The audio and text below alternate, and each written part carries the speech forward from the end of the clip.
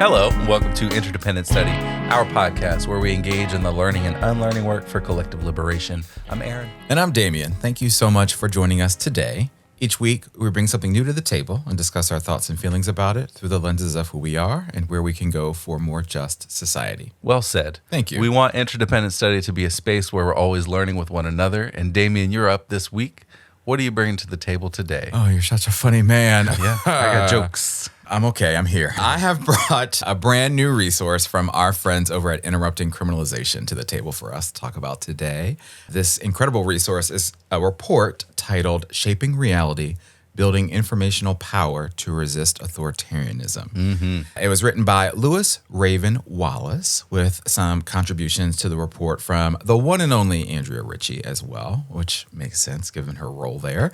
And I should mention that Lewis Raven Wallace is a journalist based in Durham, North Carolina, who's written a couple books, is an abolition journalism fellow with Interrupting Criminalization, and also co-founded a Southern movement journalism collective called Press On, which is pretty cool and something I definitely want to check out.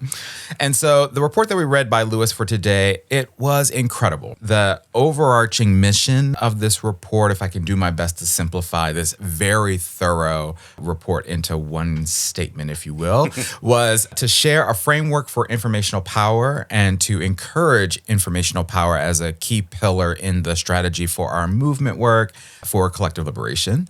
The report was broken up into four sections. So it includes an introduction, which defines the problem and introduces informational power as a concept, a framework, and a strategy that could and should be used in our movement work and our media. The second section was a summary of the key takeaways from their work in this report. The third section was all about the methodology behind the work to study and document and report on the case studies that are featured in this report, which I'm really excited about and to talk about. And then the final section featured the actual case studies themselves that helped to inform the takeaways that they talked about earlier in the report. So they analyzed local movements to defund and abolish the police in the U.S. between 2020 and 2023. And they specifically focused on the relationship between information, narrative, and movement building power in these places to study how these movement building organizations used information production and dissemination to build power within their movements, which was just really kind of fascinating to read about. And they certainly also talked about how they used and worked within the context of the media in these organizations' work as well. So, this was a fascinating read. It's a great report, I think, for journalists, for movement media makers, for funders of that work, for activists, and for organizers to use as our fight for collective liberation continues. So, that was a lot there. I've been talking a lot here. So where do you want to start, my friend? Yeah, this was great. And I did a little extra credit work this week. And I attended the webinar that was the launch of this report on Thursday. I forgot you did that. I did do that. Yes. It was really cool to see some additional context and interviews with Vivian Anderson, who does work with the organization Every Black Girl. And Caden Mock, who is the publisher of Convergence magazine and helped co-found the Movement Media Alliance and does some other stuff too, which we've shouted out the Movement Media Alliance here a few times on the show and read a lot of stuff by a lot of those organizations. Yes, absolutely. And so they talk in the webinar about information power in their own context and what building trust with your community might look like, whether that's on a local level in barbershops and beauty shops or online with trying to generate an audience through publishing articles and podcasts. Yes. And this report and the emphasis on how to build informational power within movement spaces and specifically for abolitionist work is great because it's naming the ways that abolitionist ideas are outside the mainstream at the moment. And so we need a bunch of organizations doing a bunch of research and supporting one another and building infrastructure for the future of abolitionist work and messaging, which obviously also translates to other work as in a broader scope of what collective liberation work looks like. Right? Absolutely. And that's so much of what, particularly you highlighted the Movement Media Alliance, it's so much of what they're doing and why their work is so important. And I think why we've mentioned it so many times and gravitate toward particularly the organizations that make it up, but just also generally what they're doing to support the movement. Yes. Yep. Absolutely. So, okay, well, you get your extra credit for sure. Well done. I'll note that. I'm excited to hear more about that webinar from you. For me, the case studies in this report were incredible and definitely my favorite part of it. I think they chose the organizations that they highlighted in this report really well. They're a great mix of abolitionist movement organizations doing a variety of work across the country. And I feel like I just learned a lot from the snippets of these case studies about these organizations and their work and how they've engaged with their local media and the national media and the challenges that they've faced with that and how they've built informational power and disseminated information and messaging to the media, but also to the communities that they're working within and they're serving. And so one of the organizations featured in these case studies that stood out to me was Refund Raleigh, which was formed in 2020 in the wake of the uprisings that were taking place there. And they were really focused on how do we use this energy of the protests to create concrete policy change in the Raleigh area. And for me, one of the great victories that was highlighted about Refund Raleigh in their case study was how they got the city's Acorns program, which is a program that sent social workers, a community member, and police to the scene of 911 calls to actually transition to be police-free, like a police-free crisis response service in 2023. Yeah. So that took them 2 years of organizing and advocacy work to make happen. And so that's really awesome to see that they achieved that victory.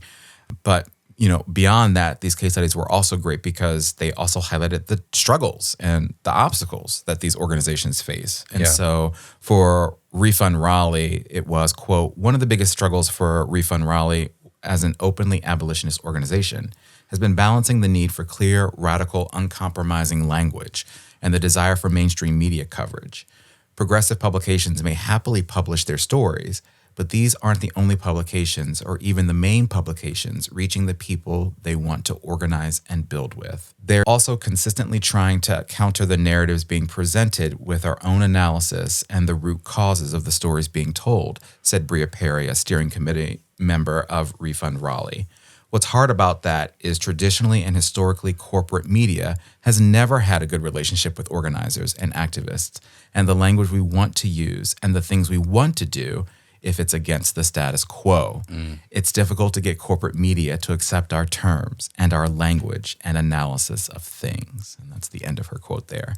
And so, for me, I just, again, appreciated learning about the victories and the challenges of these organizations like Refund Raleigh, but also what organizations and media and funders can take away from these organizations and their stories. And I think the report does a really great job both telling us all of the questions that they asked these organizers and activists and organizations, but also to round out these case studies and provide, some clear questions to consider for each of those groups as they take in these case studies. And so one of the main things that stood out to me was how important it is for these organizations to remain true to their messaging, their narratives that they want to get out there. And I think Refund Raleigh is doing a great job of that and staying true to themselves. But it's also important that we figure out ways to have the media share the messaging as is and amplify it and get the message out there to the community. And we need more of that. We need to build more of that and support more of that. Yeah, because there's a lot, as Bria said there's a lot about if you're going against the status quo. There's a lot of shifting huge. The language to fit what the frame is that people or what they believe people understand about the stories. And so one of the things I found fascinating that maybe shifts that and is an important key takeaway in the key takeaway section was Lewis summarizes what they've learned from the interviews. So they say producing investigative reports and research is an important role for movement organizations. These reports and research appear to be particularly effective when they are part of a collaboration. bringing the research capacity and resources of either journalists or academics or participatory researchers together with the specific information needs of communities and or campaigns. When abolitionists at the local level have had their own research or investigative projects produced by or in collaboration with reputable sources ready to go as an issue hit the news, it greatly strengthened their campaigns, giving mainstream news reporters a source to draw from and framing the conversation from the ground up, while also giving organizers facts and information to spread through social media and disseminate in person. In the context of widespread divestment from local media, providing investigative capacity is not just a way to push campaigns, but also a way for organizations to fill an information gap and build trust with communities. Yes. Movement organizations and funders should continue to invest directly in research and investigations that are responding to and supporting campaigns on the local level. So I thought this was fascinating because these reports are being used by local news organizations and more than local news organizations too, right, as a shortcut for investigative reporting, which is expensive Yes. and non-existent in a lot of places on the local level. Yes. Because it's expensive. Right.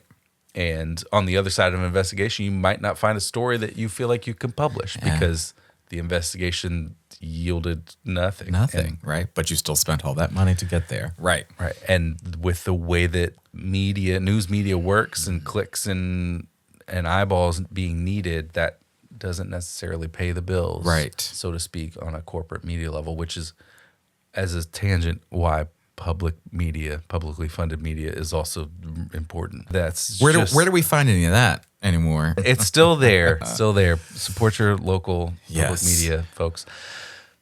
But so there's a lot here around what these reports do to build understanding about the issues at hand for media, but also for your constituents, for your communities. Absolutely. And this seems like a huge argument for organizations building out more research functions in collaboration with one another and developing some additional infrastructure to support how we can do more movement research. Absolutely. Well, and such a huge takeaway from this report, but it also made me think, I just remember reading this and being like, yes, like that all makes sense and that's so necessary. But to your point about building infrastructure, that's difficult for a lot of these organizations. I mean, there was one organization featured, and I'm blanking on the name of it, but it's a one-person shop. And so part of their struggle was we're one person. And so there's all these things we want to do, but when you're one person, you're one person. But I appreciate the naming of this as something that is so important and the benefits of it. Yeah, and that's where the collaboration piece comes in, because you can say, yes, my organization XYZ is collaborating with whoever else who's done some work to look into this problem that we've noticed in our community. Absolutely. And here's our report about it. And but you have, at that point, a concise, well-constructed message of what you have found that then you can share directly through social media, through whatever, but you can also then have people potentially use it as found media and stories. Absolutely. On the local news and whatever that might look like for you in your neighborhood. Absolutely. Or your neck of the woods. Okay, now I like it. You named this a little bit, but one of the things I definitely wanted to highlight from this report is how it shares some movement media organizations doing the important and necessary work to share and amplify the stories of these abolitionist movement organizations and activists. And so you mentioned Movement Media Alliance, which is highlighted in this report. They're just an awesome coalition of media outlets making real strides in the area of what I would call just reporting and media coverage. But this report also highlighted a couple of other organizations, including the Kansas City Defender, which was founded in 2021 by young Black participants in the abolitionist movement. And it describes itself as, quote, a nonprofit digital startup producing news, digital tools, and public services for Black people across the Midwest, which is awesome. And then there was also City Bureau, which is based out of Chicago. City Bureau describes itself as, quote, a journalism lab reimagining local media. We do this by equipping people with skills and resources, engaging in critical public conversations, and producing information that directly addresses people's needs. Drawing from our work in Chicago, we aim to equip every community with the tools it needs to eliminate information inequity, to further liberation, justice, and self-determination. So, I mean, great work that these two organizations in particular, these media outlets are doing. And, you know, I wanted to name them and highlight them here for folks so that we all know about them and maybe hopefully even use this as a reminder. We've engaged with some of the Movement Media Alliance's work. Maybe this is an opportunity for us to figure out how we engage with these other two organizations as well. Yeah, I think there's great ways we can share their work online. Absolutely. As part of our, and even bringing stuff that they produce. Right. Yeah, that too. Yeah. Absolutely. So another cool thing that's an infrastructure takeaway for me from this report is about building training for organizers. So the quote that I'm pulling is this: for organizers, another key element is human infrastructure. They need training and capacity to make the best possible use of social media, engage with earned media, and give interviews on air, coordinate talking points and messaging, write and place op-eds, make public records requests, and independently investigate officials and institutions. One of the cool things about this is that I've seen more organizations offering trainings like this, specifically Dream Defenders. They're in the middle of a series of trainings for communications and movement work around relationships and how to create relationships digitally, and then what that means for your work long term. And so it's cool to see them kind of be ahead of the curve on this report and offering up trainings to their base so more people can be more effective at communication and hopefully building informational power. Absolutely. Because they've done a lot of great work with that too and are in their community, specifically in Miami, doing a lot of great work that we've talked about before as well. Absolutely. So, great connection, and shout out to the work that they're doing, Dream Defenders is doing. And again, so many great takeaways from particularly that section of the report that you have gone back to a couple of times. So again, I think it speaks to the usefulness of this report for not just organizers and activists, but also media and the funders of our media. So definitely just an incredible report for folks to check out. All right, well, you kind of talked about this a little bit as you brought up Dream Defenders. So this feels like a great place to shift our conversation over to application. Right? How does this report and our conversation about it apply to our everyday lives and work? My application comes from something that was in the introduction section of this report, because I thought it really highlighted the application of this entire report really well, but specifically the framework of and usefulness building informational power. So Lewis says, quote, "When we collectively control the infrastructure for the production and distribution of information, and we use that infrastructure strategically, we have informational power. Our influence can extend beyond the moments during which corporate media platforms favor our messages, whether due to social media algorithms or earned media trends. Through building informational power, we can make our movements relevant at the most grassroots level, in places where reliable information is scarce in general. We can make our movements integral to crisis and disaster response, and provide informational resources to people in most dire need, strengthening communities and relationships in the process. We can also foster conversations about the root causes and cures for violence, harm, need, conflict, and seismic social, economic, and ecological shifts.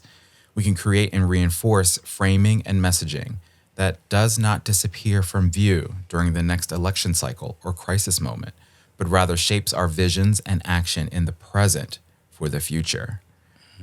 I just loved that. Right? I think there's some solid reasoning and rationale behind why this is important and how it can be helpful to the work moving forward. And hopefully everyone listening, hopefully compelled you to read this report and put it into action. So, what about you? Yeah, that's a huge part of the application for me. And I don't have anything else from the report to add. Okay. So I think the application is really about informational power and using this framework of understanding how to build that with the three groups that Lewis asked questions to at the end of each case study. Yes. So that's organizers, media makers, and funders. And bringing those three groups together to think about how to build informational power feels a great way to start and continue that work. Yes. Particularly in those moments you name in the quote that you pulled around the crisis moments and what that looks like and how we come out of that, or even shaping the conversation. They talk about the ways that Refund Raleigh shifted the conversation around Acorns needing to have a police presence as part of their crisis response, and they were able to shift that conversation and say, no, we don't need that. And so there's a conversation in here too from the Anti-Police Terror Project, and they talked about how in San Francisco, in the Bay Area specifically, the newspapers, the local media were just printing whatever the mayor or the city council said or what, and it was basically just the police report. And so that was being taken as fact when there were clear evidence to the contrary of some of those stories and different ways to see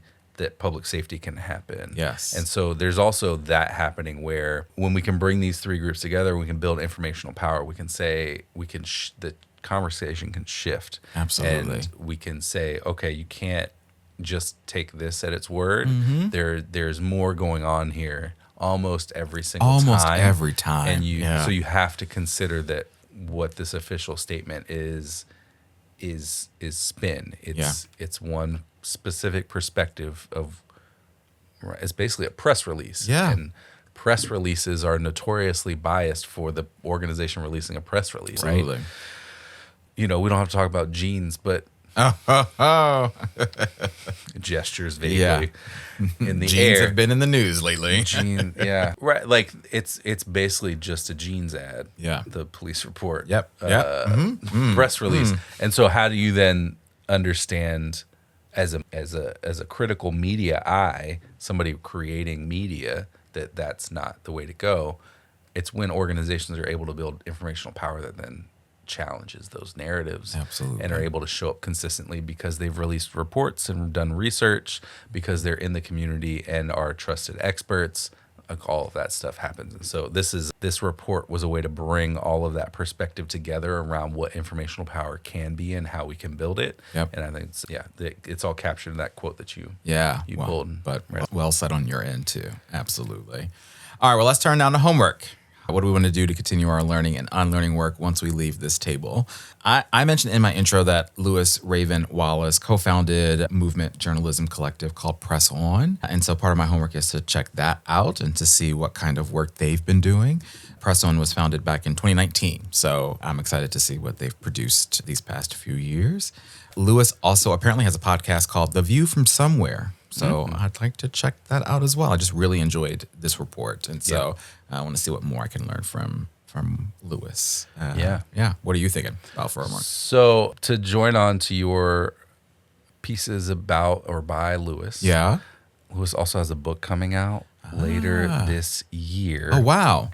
October 28th of this year. Okay. Called Radical Unlearning, The Art and Science of Creating Change from Within. Nice. And so I think we should read that this year. And so we'll maybe be in touch with Lewis about how to get a preview copy. Absolutely. But so that's one piece I wanted to add, because I think radical unlearning sounds right up our alley because we talk about unlearning all the time here. Yes. So just one element. My other homework is I want to check out the Reimagination Lab at UC Berkeley. It was mentioned by the Anti-Police Terror Project in their section, in their case study section. Right. And the aim of the Reimagination Lab is to provide research-based recommendations to organizers who are on the front lines of building community-led visions of safety, well-being, and justice in the Bay Area.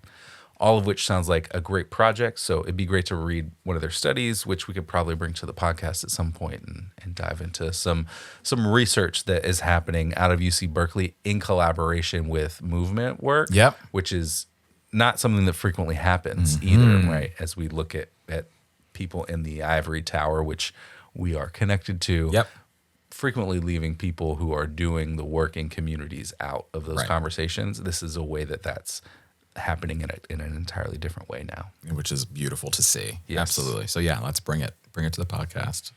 All right, well, that's our conversation about this incredible report. We encourage you to check it out.